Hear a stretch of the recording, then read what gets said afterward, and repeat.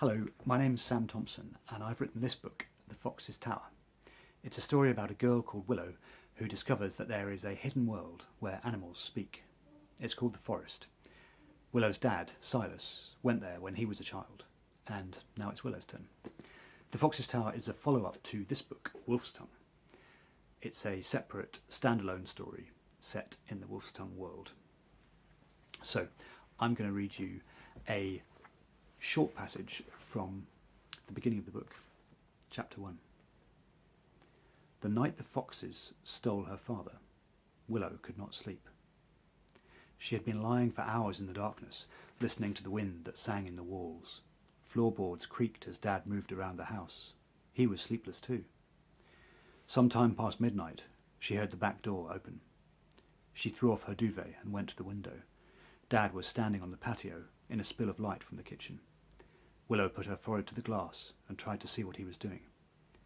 He walked down the garden, pushing through the tall weeds. The rear fence had rotted long ago, leaving only a few soggy posts to mark the edge of the woodland. As he approached, a small animal came out from the trees. It was a fox.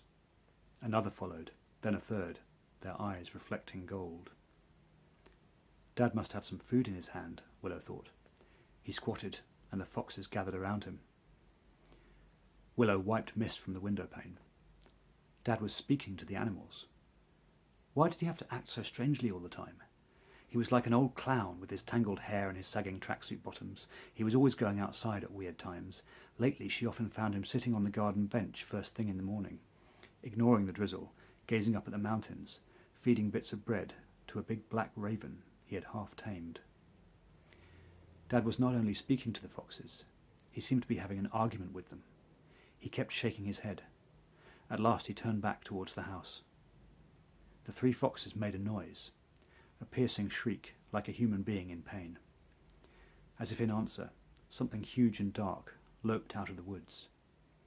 The thing was shaped like a wolf, but it was a wolf from a nightmare, too terrible to be real. It was much larger than any wolf could possibly be. As it loomed over Dad, its gigantic head was on a level with Willow's bedroom window. The hulking thing had no features that she could make out. Its silhouette against the trees was pure darkness, as if it were not a living creature, but a black hole with the outline of a wolf. It pounced, fast and silent, and knocked Dad to the ground. Taking his ankle in its jaws, it dragged him towards the tree line. The foxes watched him clawing at the grass. He looked bewildered to find himself sliding so fast away from the light of home. His hand clutched at a fence post. Then he was gone, swallowed by the dark. The foxes vanished into the forest. And so, Willow has to follow into the forest to try and find her dad and rescue him. And what she finds there is that the foxes have created a huge, magical tower that she is going to explore in order to track her dad down.